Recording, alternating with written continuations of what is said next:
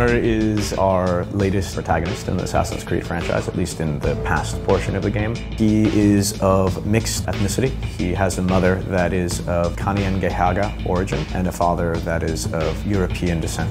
Connor is really someone who's different to Altair, who was driven by duty. It was his job to be an assassin. He's different from Ezio, who was driven by revenge. We wanted a character who was noble, who was out to fight against injustice wherever he saw it, instead of just personal revenge or just because it was a task he had to pursue.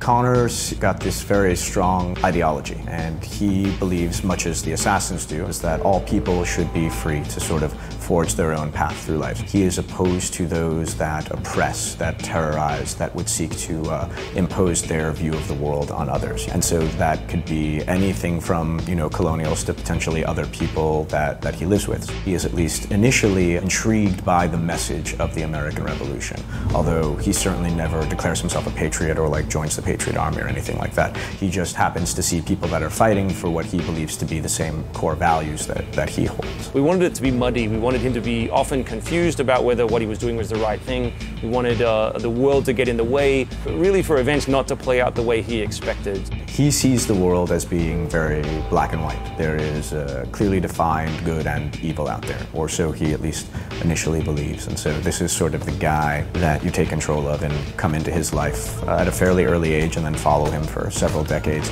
as he grows and matures and learns the meaning of things like compromise and balance and shades of gray. Connor was raised by the Mohawk Nation. We really felt that we want to honor that nation.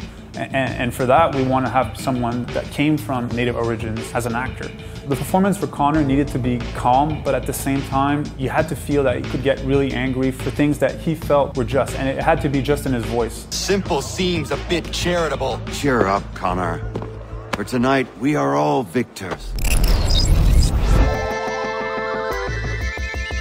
Coming up with how Connor looked, I think, was one of the hardest things we had to do in the game. We knew we wanted him to be Native American, but what does that mean? We have an 18th century, setting, we have Native American as an idea, and we have this sort of very iconic assassin's costume. And we felt that if we went completely period, we would lose this unique quality that the assassin has. We can put an assassin on a poster and many gamers can immediately identify him, even if it's a different flavor. But at the same time, we didn't want him to just stick out like a sore thumb. So the way we approached it in the end was this idea that being an assassin is almost a job. You go to that job and you wear the uniform of that job, and that's the assassin's hood. That said, he would then customize it. He would go back and touch it up and bring his own personality to it. Trying to make a new assassin, it's an abstract challenge. You've got to try and make it the same character, but Connor's different from Ezio and Altair, so we tried to get in a bit of his personality, and that was the big challenge there, was trying to make it the same but different. When we started working on him, it was like the previous assassins, where they were kind of smaller guys in lots of armor, and the more we worked with Connor, we wanted to make him heavier and stronger. We found that we kept working with the silhouette to make him good from all angles. If you don't have a good silhouette on a character, then the animation just will never look good. And we kept stripping things away and found out that he became bulkier and bulkier, so he's a lot stronger than the previous assassins, and that really informed a lot of the way he jumps. So he uses a lot of effort. He's no longer just gracefully sailing through the sky like a swan. A lot of the improvements are in the animation section. There's rarely an animation playing on Connor that is not procedurally deformed with foot placement or inverse kinematic, and lots of techniques that we use to make it more realistic, more grounded in the environment. Because we were using a lot of procedural stuff on top of the animation, we have a layer of physics on top of the assassin all the time. We went to mocap, and we would actually capture an actor running around, shifting his weight, changing his balance, putting his feet different places, and then we just take that and be able to use it as reference and then animate it and try and recreate it with programs. We want to have animations that are responsive, so that if you press a button, you want to have it happen really fast. You don't want to have to wait for the nice motion of the guy coming in and swinging. Our animators, they go in, they decide, okay, this is going to be our enter frame, and they decide at which points they can exit, at which point they can use a counter. So we really break down our animations into multiple small animations that can then be adjusted for gameplay with our programmers. We wanted the combat in AC3 to be more brutal than it was before. We wanted it to be rougher. I think anytime you have a war setting, it is by definition a little more brutal. And we also felt that the setting itself was a little dirtier. You know what I mean? Like, lots of the story of the American Revolution is the story of people versus the elements, or people versus armies, or people versus hunger. And we wanted that to come through even in the fighting style. Whereas Previous assassins just did stab. This assassin bludgeons and he beats up and he breaks arms and legs. Because he's stronger, he can lift characters up, so we put in a lot of wrestling moves in there as well. We basically threw out the old fight system, started again from scratch, so a lot of the controls have changed, and we managed to keep it really fluid though. You can counter at any stage, and we cover all different distances.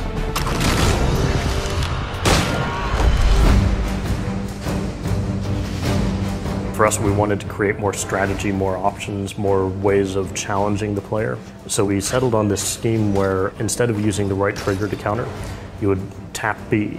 It would start a counter, but you would have to choose on the face buttons how to finish that counter. So you can hit B again and you'll just throw the guy. You can hit A and you'll stun him, disarm him, hit X and you'll kill him, hit Y and you'll use your tool.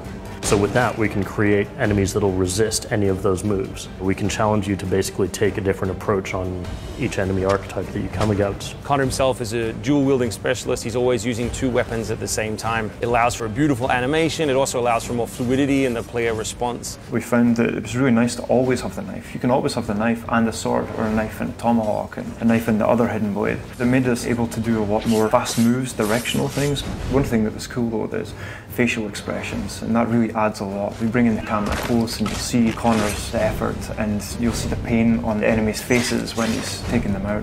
With the combo killing, we looked at it and we basically just said, hey, we want this to be really generous, but only if you have the right strategy for attacking people. You can chain your kills in between people, and you kill one person, move to the next, and move to the next. But the enemies, we wanted them to be able to interrupt you in the middle of that. We want them to be able to defend themselves from that. We want the player to have to choose the correct approach against a different enemy archetype to defeat them. So we're bringing the same sort of model of choose the correct face button to continue your kill streak. Hopefully, in the end, we've delivered a really well-rounded, believable character who, you have mixed feelings about throughout the game. At the end, you love him, but I'm also hoping that for once in a game, you have moments where you understand his conflict with other characters.